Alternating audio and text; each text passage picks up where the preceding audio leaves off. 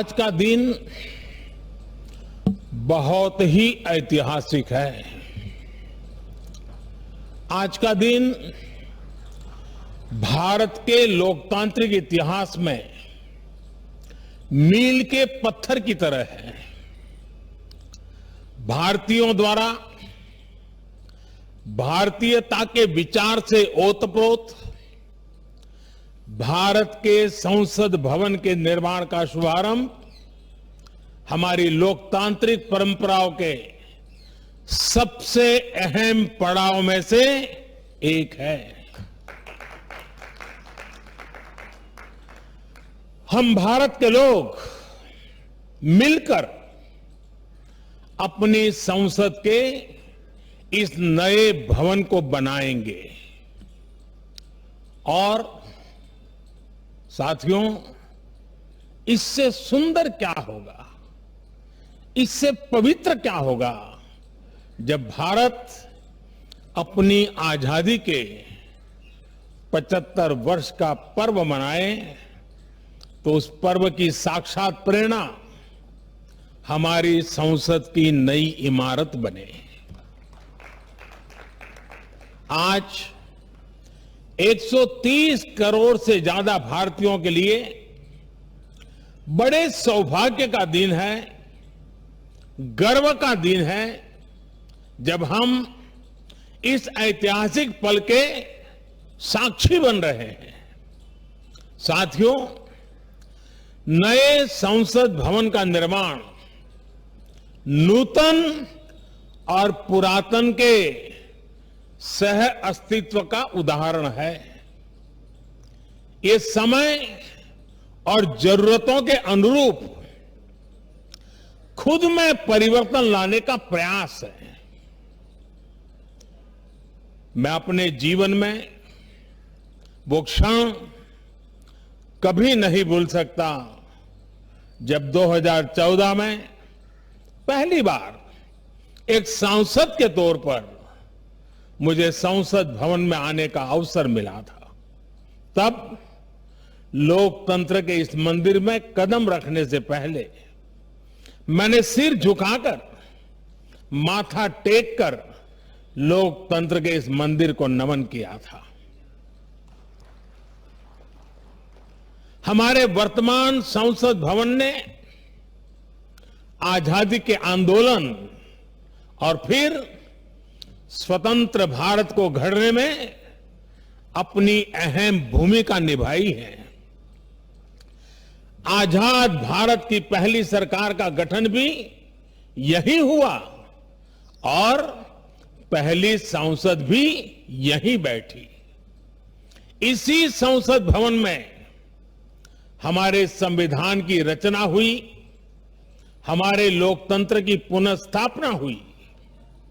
बाबा साहब आंबेडकर और अन्य वरिष्ठों ने सेंट्रल हॉल में गहन मंथन के बाद हमें अपना संविधान दिया। संसद की मौजूदा इमारत स्वतंत्र भारत के हर उतार चढ़ाव, हमारी हर चुनौतियां, हमारे समाधान, हमारी आशाओं आकांक्षाओं, हमारी सफलता का प्रतीक रही है। इस भवन में बना प्रत्येक कानून, इन कानूनों के निर्माण के दौरान संसद भवन में कही गहरी, अनेक गहरी बातें, ये सब हमारे लोकतंत्र की धरोहर है। लेकिन साथियों, संसद के शक्तिशाली इतिहास के साथ ही यथार्थ को भी स्वीकारना उतना ही आवश्यक है। ये इमारत अब करीब करीब 100 साल की हो रही है।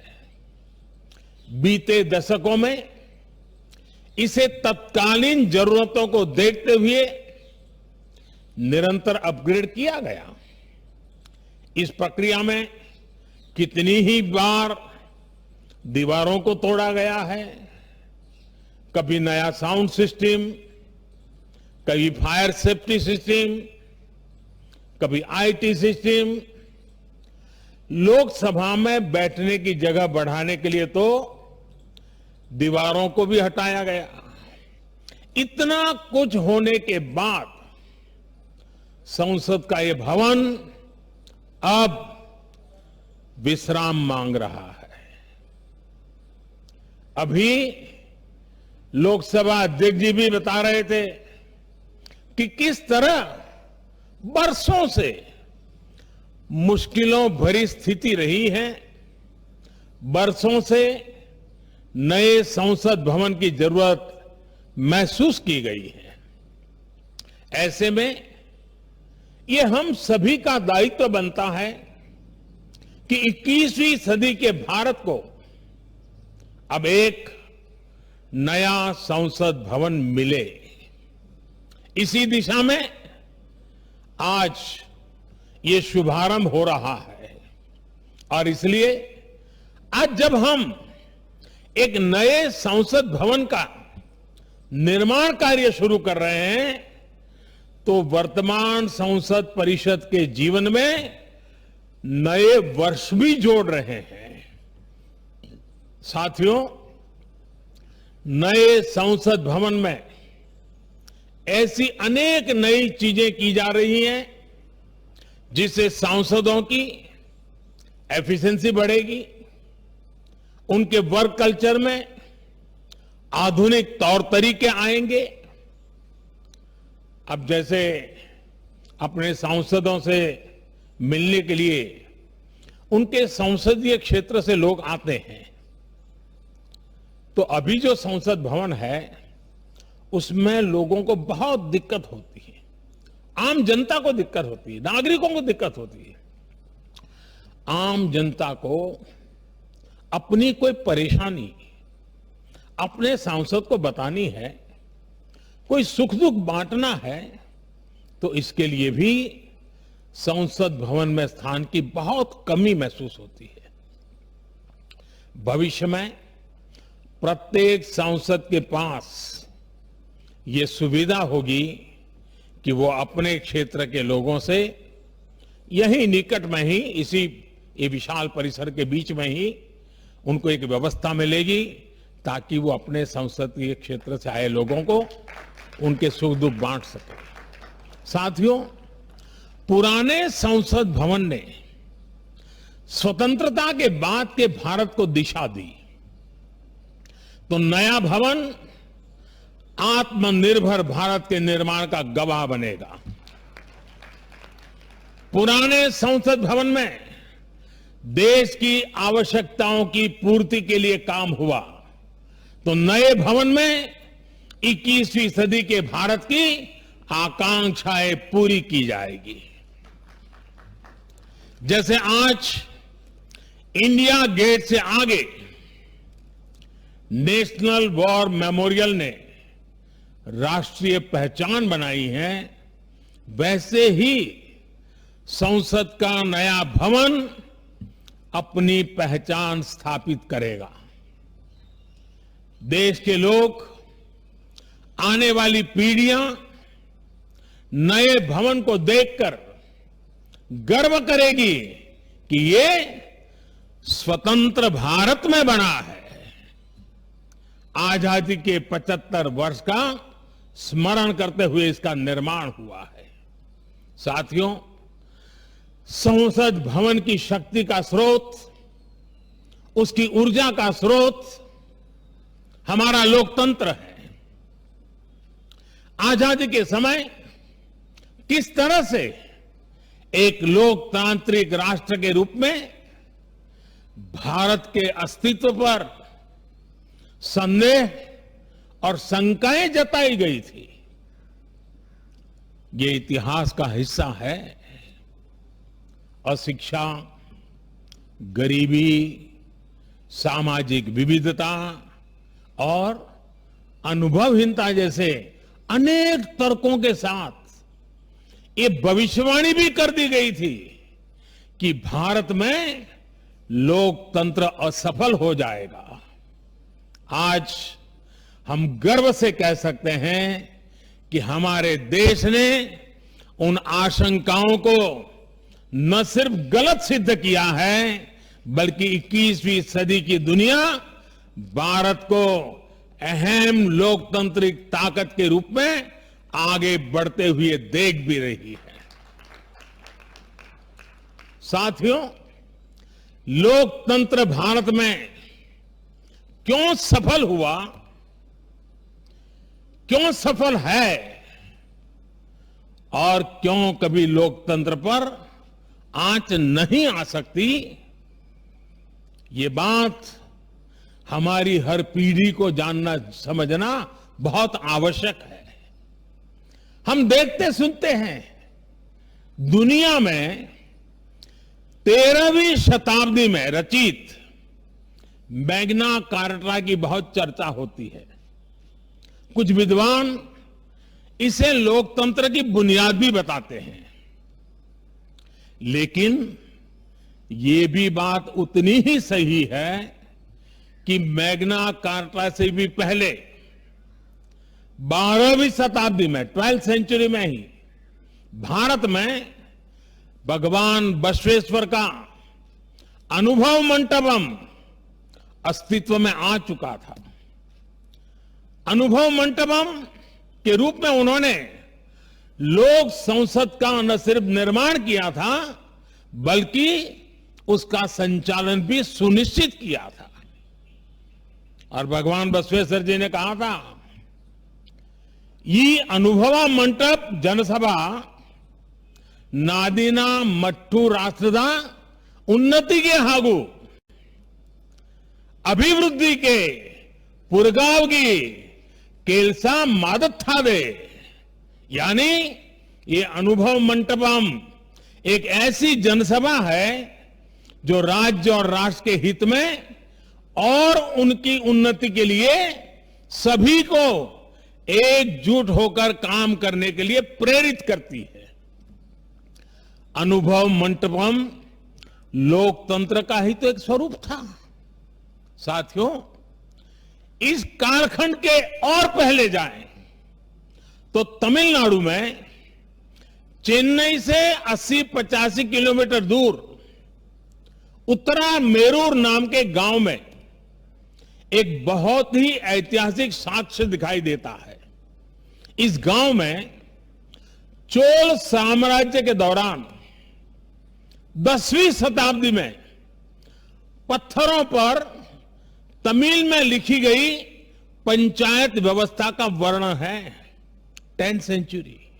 और इसमें बताया गया है कि कैसे हर गांव को कुटुंब में कैटेगराइज किया जाता था, जिनको अगर आज की भाषा में कहना है तो हम आज उसको एक वार्ड कह सकते हैं। उन कुटुंबों से एक एक प्रतिनिधि महासभा में भेजा जाता था।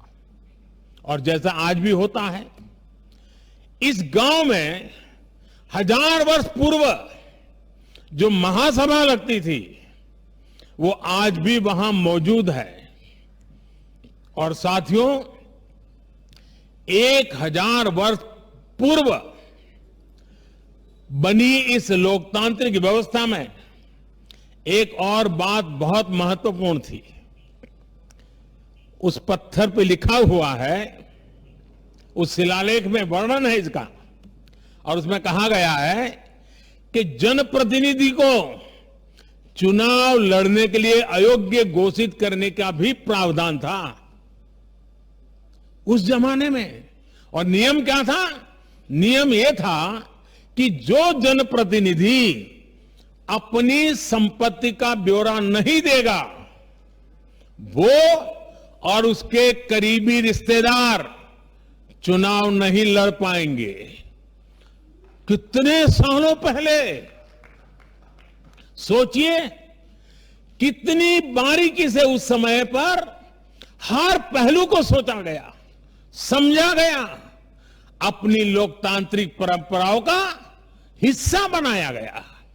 साथियों, लोकतंत्र का हमारे इतिहास देश के हर कोने में नजर आता है, कोने कोने में नजर आता है। कुछ शब्दों से तो हम बराबर परिचित हैं।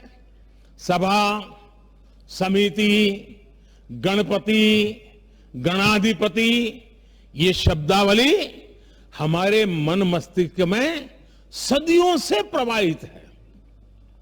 सदियों पहले शाक्य, मल्ल और बेजी जैसे गणतंत्र हो, लिच्छवी, मल्लक, मड़क और कंबोज जैसे गणराज्य हो, या फिर मौर्य काल में कलिंग, सभी ने लोकतंत्र को ही शासन का आधार बनाया था। हजारों साल पहले रचित हमारे वेदों में से ऋग्वेद में लोकतंत्र के विचार को समज्ञान यानी समूह चेतना, कलेक्टिव कॉन्शियसनेस के रूप में देखा गया है।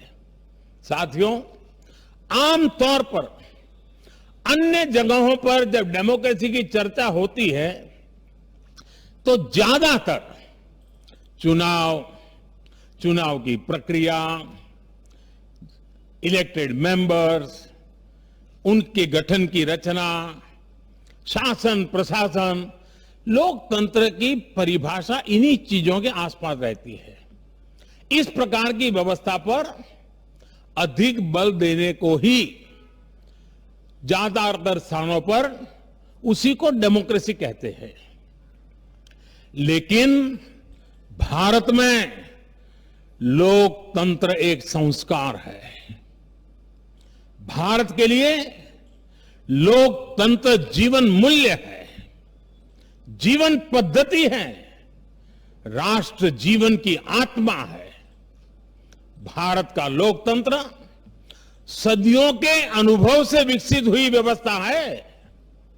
भारत के लिए लोकतंत्र में जीवन मंत्र भी है, जीवन तत्व भी है और साथ ही व्यवस्था का तंत्र भी है, तत्व भी है, तंत्र भी है। समय समय पर इसमें व्यवस्थाएं बदलती रही, प्रक्रियाएं बदलती रही, लेकिन आत्मा लोकतंत्र ही रही। और विडंबना देखिए, आज भारत का लोकतंत्र हमें पश्चिमी देशों से न समझाया जाता है।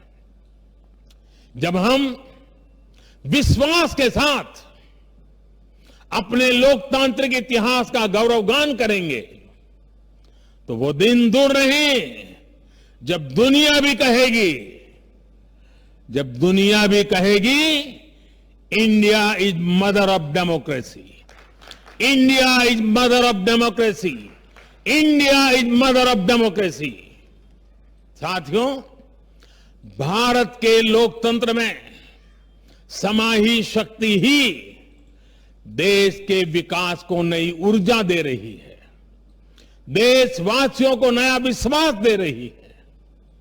दुनिया के अनेक देशों में जहां लोकतांत्रिक प्रक्रियाओं को लेकर अलग स्थिति बन रही है, वहीं भारत में लोकतंत्र नित्य नूतन हो रहा है। हाल के वर्षों में हमने देखा है कि कई लोकतांत्रिक देशों में अब वोटर टर्नआउट लगातार घट रहा है। इसके विपरीत भारत में हम हर चुनाव के साथ वोटर टर्नआउट को बढ़ाते हुए देख रहे हैं, बढ़ता हुआ देख रहे हैं। इसमें भी महिलाओं और युवाओं की भागीदारी निरंतर बढ़ती जा रही है। साथियों, इस विश्वास की, इस आस्था की वजह है भारत में लोकतंत्र हमेशा से ही गवर्नेंस के साथ ही मतभेदों और विरोधाभासों को सुलझाने का महत्वपूर्ण माध्यम भी रहा है। अलग अलग विचार, अलग अलग दृष्टिकोण, ये सब बातें एक वाइब्रेंट डेमोक्रेसी को सशक्त करते हैं। डिफरेंसेस के लिए हमेशा जगह हो, लेकिन डिस्कनेक्ट कभी ना हो। इसी लक्ष्य को लेकर हमारा लोकतंत्र आगे बढ़ा है। गुरु नानक देव जी ने, और बड़ी सटीक बात कही है, गुरु नानक देव जी ने भी कहा है, जब लग दुनिया रही है नानक, जब लग दुनिया रही है नानक, किछु सुनिए किछु कहिए। यानी जब तक संसार रहे तब तक संवाद चलते रहना चाहिए।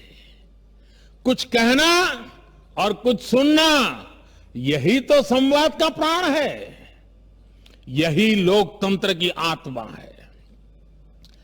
पॉलिसीज में अंतर हो सकता है, पॉलिटिक्स में भिन्नता हो सकती है, लेकिन हम पब्लिक की सेवा के लिए हैं।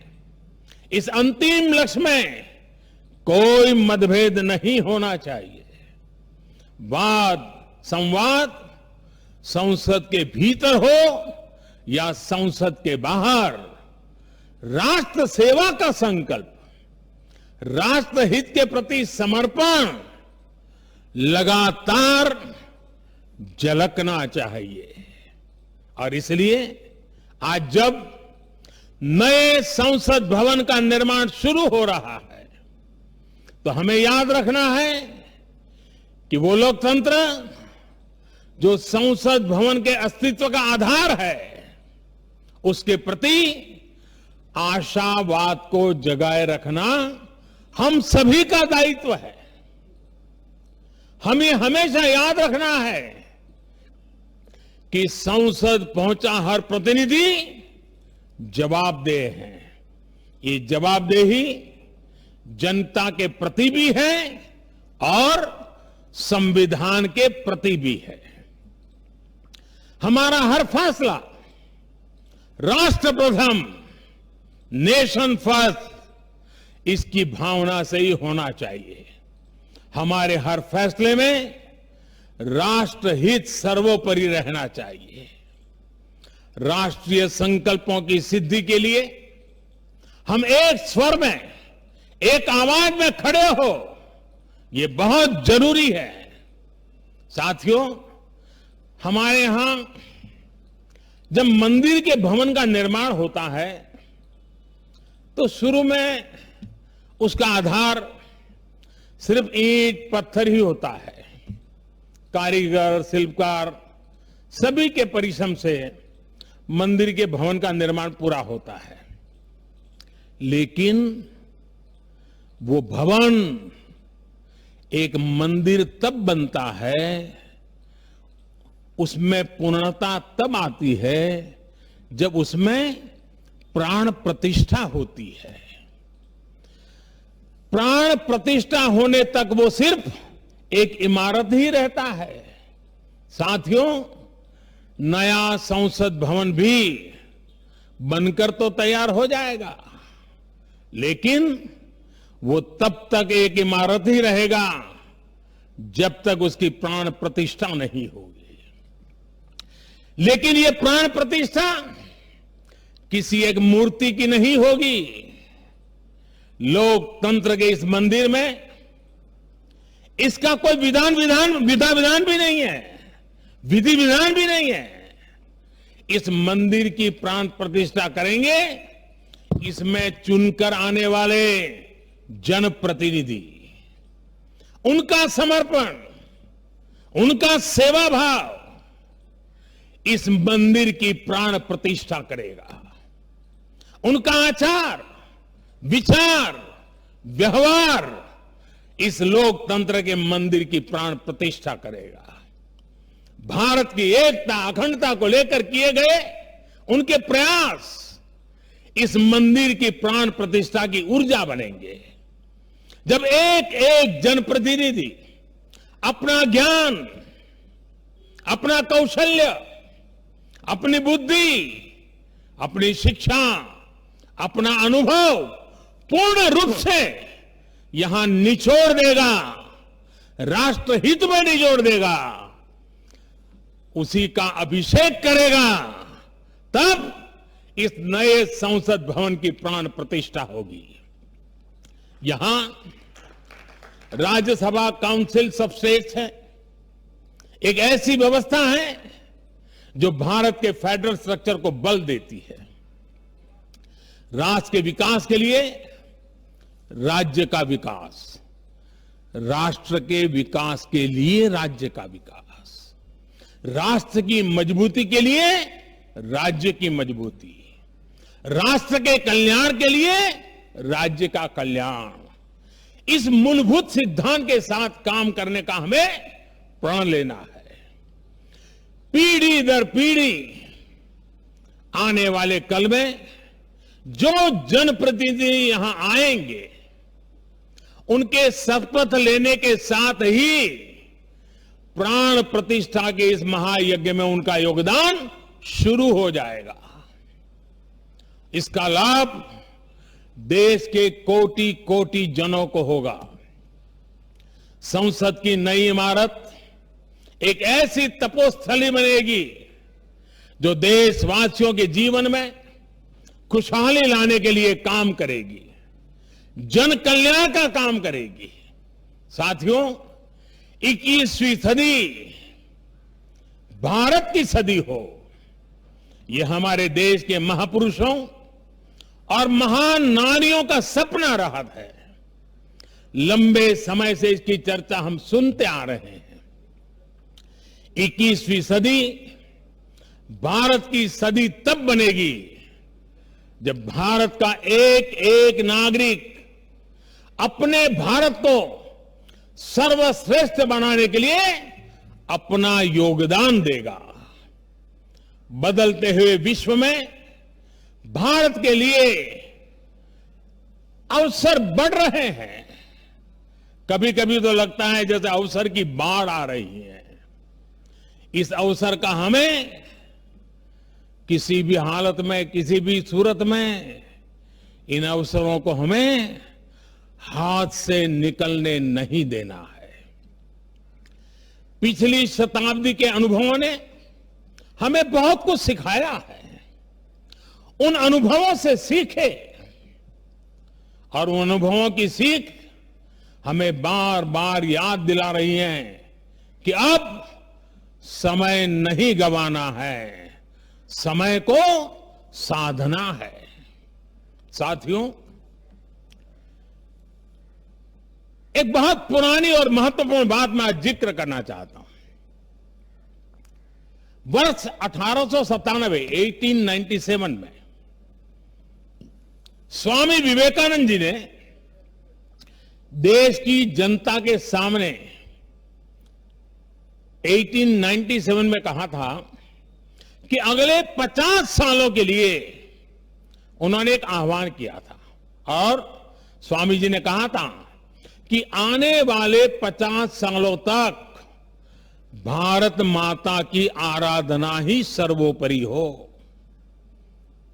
देशवासियों के लिए उनका यही एक काम, भारत माता की आराधना। और हमने देखा उस महापुरुष की वाणी की ताकत। इसके ठीक 50 वर्ष बाद 1947 में भारत को आजादी मिल गई थी। आज जब संसद के नए भवन का शिलान्यास हो रहा है तो देश को एक नए संकल्प का भी शिलान्यास करना है। हर नागरिक को नए संकल्प का शिलान्यास करना है। स्वामी विवेकानंद जी ने उनके उस आह्वान को याद करते हुए हम सबको ये संकल्प लेना है। ये संकल्प हो इंडिया फर्स्ट का, भारत सर्वोपरि। हम सिर्फ और सिर्फ भारत की उन्नति, भारत के विकास को ही अपनी आराधना बना ले। हमारा हर फैसला देश की ताकत बढ़ाए। हमारा हर निर्णय, हर फैसला एक ही तराजू में तोला जाए और वो तराजू है देश का हित सर्वोपरि, देश का हित सबसे पहले। हमारा हर निर्णय वर्तमान और भावी पीढ़ी के हित में हो। साथियों, स्वामी विवेकानंद जी ने तो 50 वर्ष की बात की थी।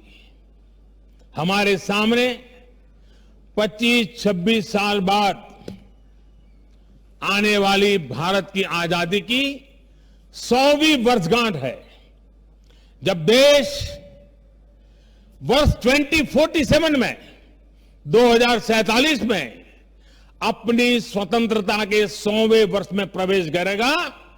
तब हमारा देश कैसा हो, हमें देश को कहां तक ले जाना है, इस 25-26 वर्ष कैसे हमें खप जाना है, इसके लिए हमें आज संकल्प लेकर काम शुरू करना है। जब हम आज संकल्प लेकर देश हित को सर्वोपरि रखते हुए काम करेंगे तो देश का वर्तमान ही नहीं बल्कि देश का भविष्य भी बेहतर बनाएंगे। आत्मनिर्भर भारत का निर्माण, समृद्ध भारत का निर्माण अब रुकने वाला नहीं है, कोई रोक भी नहीं सकता। साथियों, हम भारत के लोग ये प्रण करें, हमारे लिए देश हित से बड़ा और कोई हित कभी नहीं होगा। हम भारत के लोग ये प्रण करें, हमारे लिए देश की चिंता अपनी खुद की चिंता से बढ़कर होगी। हम भारत के लोग ये प्रण करें, हमारे लिए देश की एकता अखंडता से बढ़कर कुछ नहीं होगा। हम भारत के लोग ये प्रण करें, हमारे लिए देश के संविधान की मान मर्यादा और उसकी अपेक्षाओं की पूर्ति जीवन का सबसे बड़ा ध्येय होगी। हमें गुरुदेव रविंद्रनाथ टैगोर की ये भावना हमेशा याद रखनी है। और गुरुदेव रविंद्रनाथ टैगोर की भावना क्या थी? गुरुदेव कहते थे, एकोता उत्साहो धरो, एकोता उत्साहो धरो, জাতীয় উন্নতি করো, দুসুক ভুবনে শোবে ভারতের জয়। यानी एकता का उत्साह थामे रहना है, हर नागरिक उन्नति करे, पूरे विश्व में भारत की जय जयकार हो। मुझे विश्वास है हमारी संसद का नया भवन हम सभी को एक नया आदर्श प्रस्तुत करने की प्रेरणा देगा। हमारी लोकतांत्रिक संस्थाओं की विश्वसनीयता हमेशा और मजबूत होती रहे। इसी कामना के साथ मैं अपनी वाणी को विराम देता हूं और 2047 के संकल्प के साथ पूरे देशवासियों को चल पड़ने के लिए निमंत्रण देता हूं। आप सबका बहुत बहुत धन्यवाद।